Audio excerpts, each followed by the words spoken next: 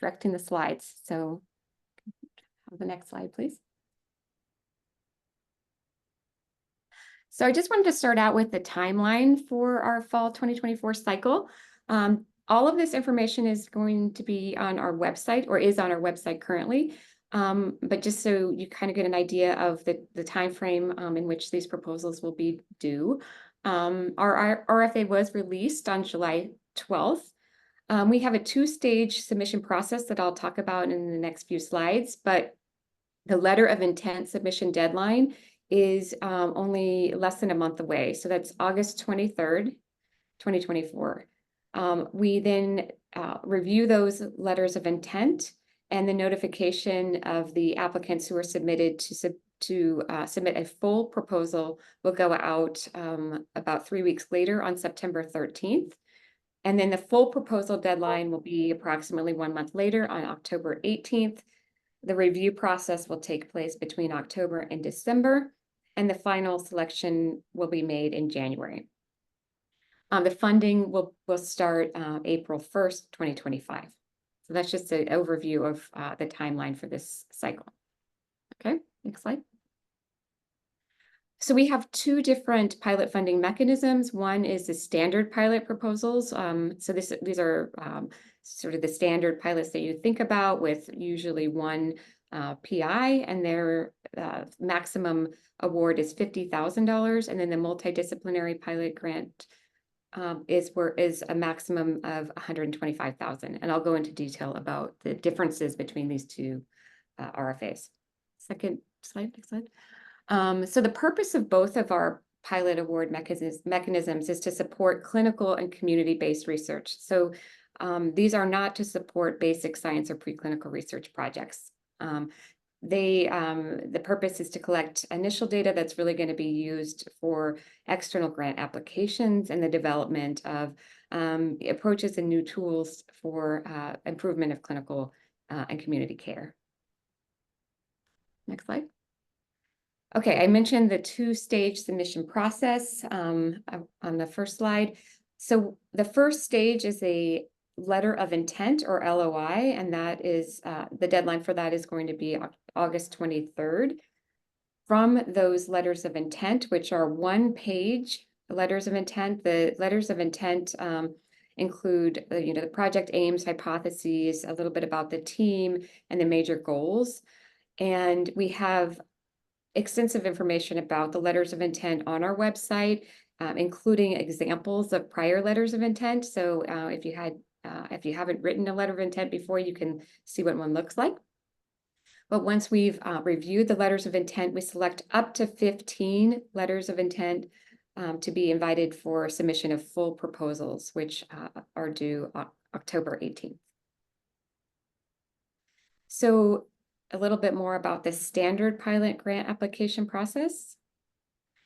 The priority is given to projects that demonstrate a clear path to external funding, and those that implement improvements in clinical or community engaged research processes.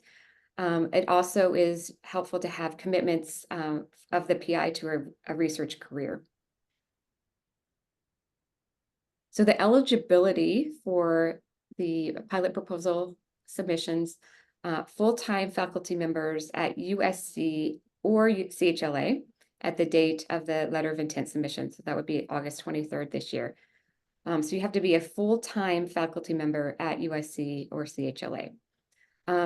Additionally, PIs must devote at least 30% of their professional effort to research. It doesn't have to be 30% just to this project, but we do want to see a commitment to research. We require a letter from the department chair confirming that the specific time will be made available to the PI to complete research while also fulfilling their other commitments.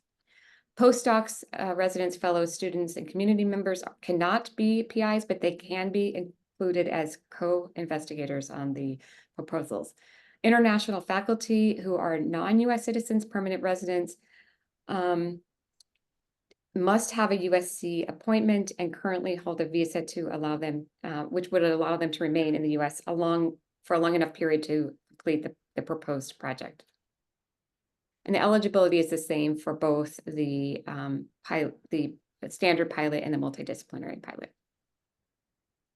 So as I mentioned, the budget for the standard pilot is up to $50,000 for a 12-month period. Cost share is not required for the standard pilot mechanism. Okay, so then the next pilot grant mechanism we have is the multidisciplinary grant.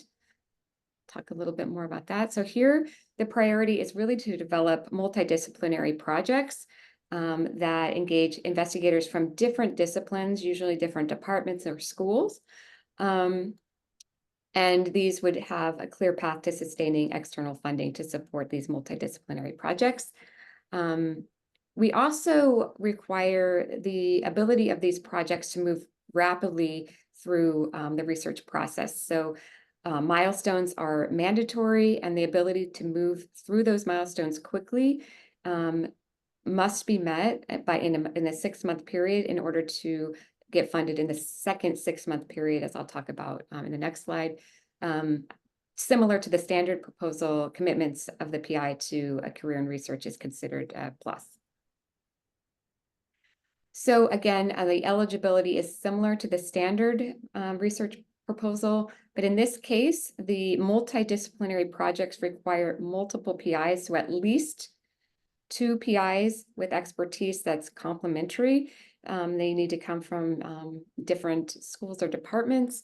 Each PI must devote at least 30% of their effort to research, and both or all PIs on the project have to have letters from their department chair confirming that commitment. Again, postdocs, residents, fellows, students, community members can be co-investigators, but cannot be PIs on these projects. And the same international faculty requirements are the same as for the standard. So the budget is a little bit different on the multidisciplinary projects. The awards may request up to $125,000 for the 12-month period. But the difference here is that there is a cost share. So it's a 4-to-1 ratio of funds from the CTSI to the funds from the investigators, either home department, school, or institute. So that might sound a little confusing, but let me give you an example and we can answer questions if this isn't completely clear.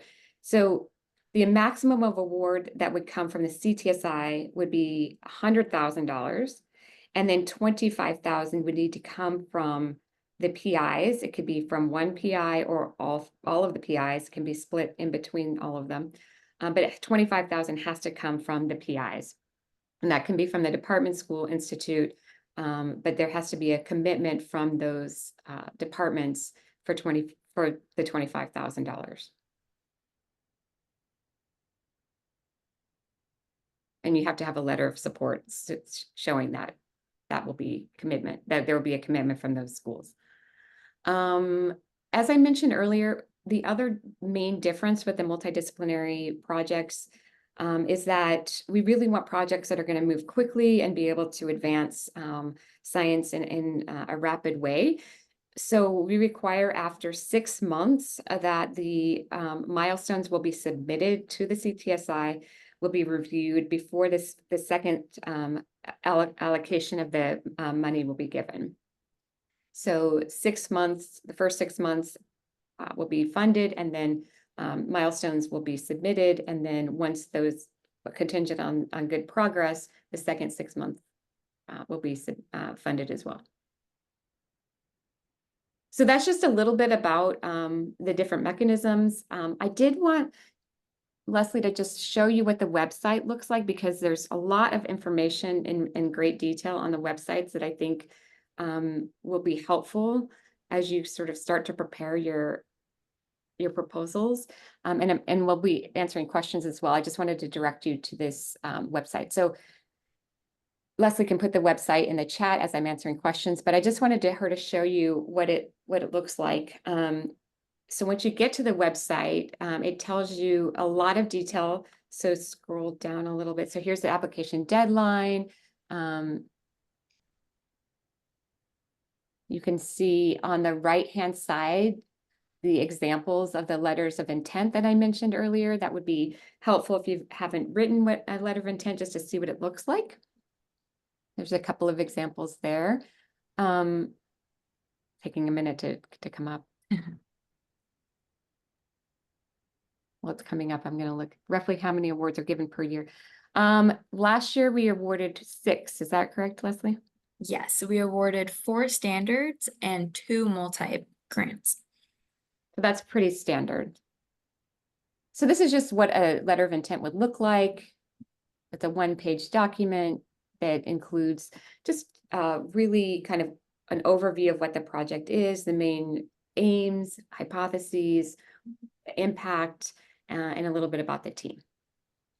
So that's included on the website. We have questions and answers, so facts about that you might have that have been kind of standard questions that people have asked.